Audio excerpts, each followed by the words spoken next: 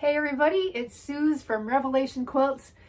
I went to the store and I bought a bunch of men's plaid shirts. I went to the thrift stores. I went to a bunch of different thrift stores because they have different specials on different days. So I bought 19 men's shirts. I actually bought more than that, but then I gave some to my dad. I gave some to my husband. Because they liked them. So I ended up with 19 left over after that. I don't think I paid more than $3 or $4 for each shirt. And I made sure they were all 100% cotton and not flannel, just 100% cotton. And so I was looking for things to do with those shirts because I thought that plaid shirts would make an awesome quilt. This is what I ended up with. So in today's tutorial, I'm going to show you how I made this. It was really fun. It was pretty easy and it went very fast. So I'm looking forward to showing you, and let's get started.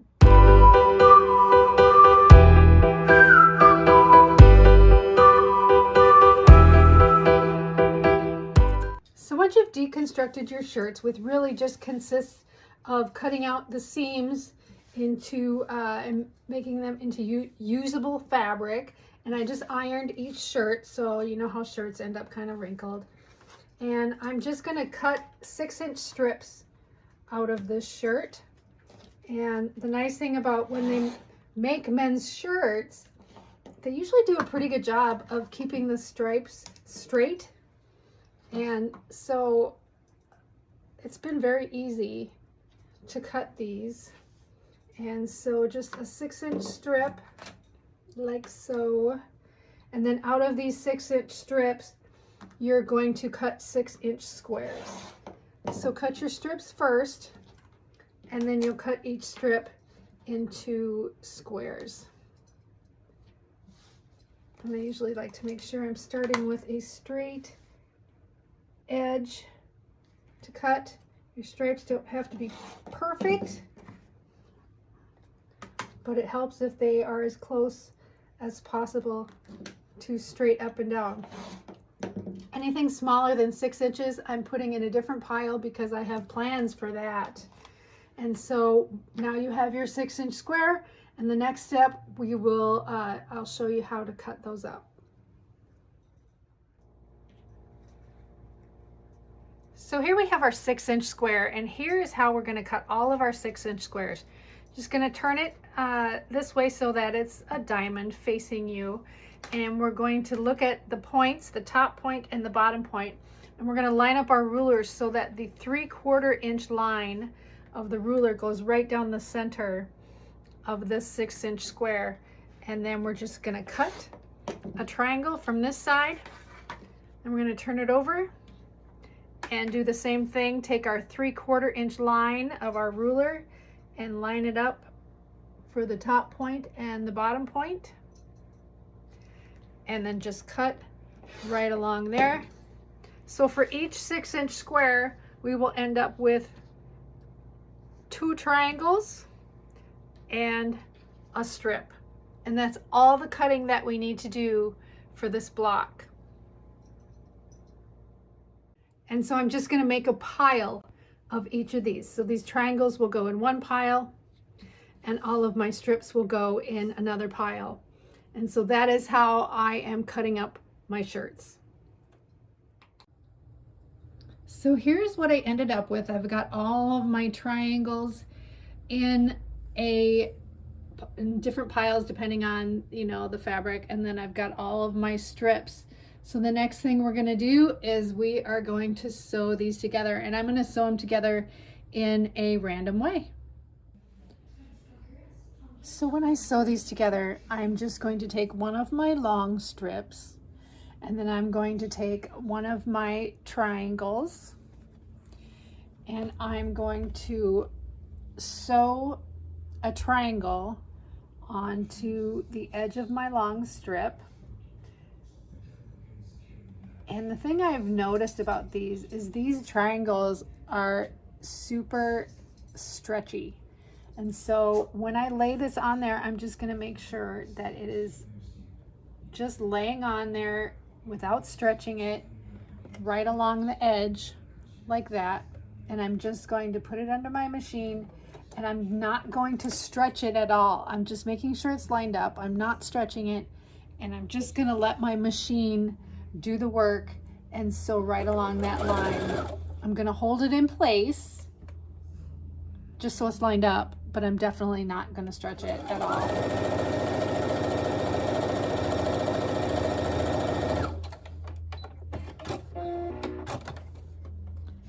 And so now I've got one of my triangles sewn on to one of my strips, and I am going to press these, finger press them so that my seam goes away from the center. So on the back you'll see that my seam allowance goes away from the center. And then I'm going to grab another triangle, one that is not the same because I'm doing this in a random way. And I'm just going to line this triangle up along the other side of the strip, just laying it on there, not stretching it, just laying it on there, making sure it's all lined up. And then I'm going to sew that on again, not stretching because these stretch so easily. And I'm just going to sew, making sure that it's staying in place.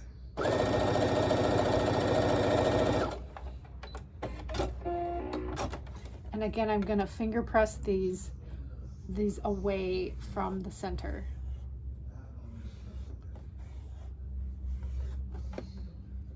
And that is what my block, this block, looks like. And I'm going to iron these so my seam allowances are going away from the center. But on the next one, I'm going to do it the exact same way, except I'm going to sew it so that my seam allowance goes towards the center. So this one right here, I've just sewn together, and this seam allowance goes towards the center. So they're going this way. So that when I put these together, they are going to nest like so, and that's going to get rid of some of the bulk. So these are super easy to sew together, but the thing you have to remember is that just don't let anything get stretchy, because if it gets stretchy, that's going to skew your blocks up. So again, very easy to sew together. I'm just doing mine in a random way so that I have completely random strips and blocks. So then all we have to do is just trim this to size and square it up. Okay, so now to trim this, I'm going to trim these down to 5 inches. So I am going to take my 45-degree diagonal line and make sure that that is going straight up the middle of the strip. And I'm just going to trim off a little bit so that the entire block measures 5 inches.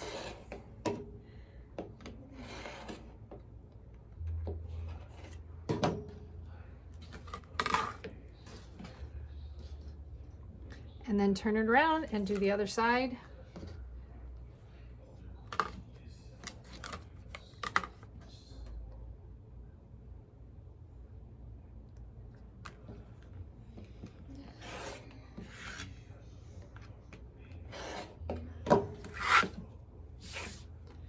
So there is my 5-inch block. And I'm just going to alternate those up on my design board between the blocks that I have put the seam allowance on the outside and the ones I put the seam allowance on the inside. So here we are. I've got these up on my design wall and I think they look pretty cool. So I have alternated them. So like some of these, the seam allowance is facing out, and then on the next one, the seam allowance is facing in, so that when I sew all of them together, that those seams are going to nest, and then that will give it a lot less bulk. So let's get started sewing all the rows together, or sewing all the blocks together, then sewing all the rows together. And I can't wait to see how this is going to turn out. It's going to turn out great. So here is the finished quilt behind me. I love how scrappy it turned out, and it's very nice for my room, for my guest room, because it's a Texas themed room. So this screams cowboy, and I just love it. This is also a great idea for a memory quilt. So if you have a loved one that has maybe passed away and they were a plaid shirt wearer, this is a great idea to preserve their shirts in an awesome quilt for your loved one or for loved ones of your loved one. So that is a wrap, and I hope you enjoyed this tutorial, and please share it, like it, subscribe it, and comment below if you want to see more like this. Thank you so much for watching.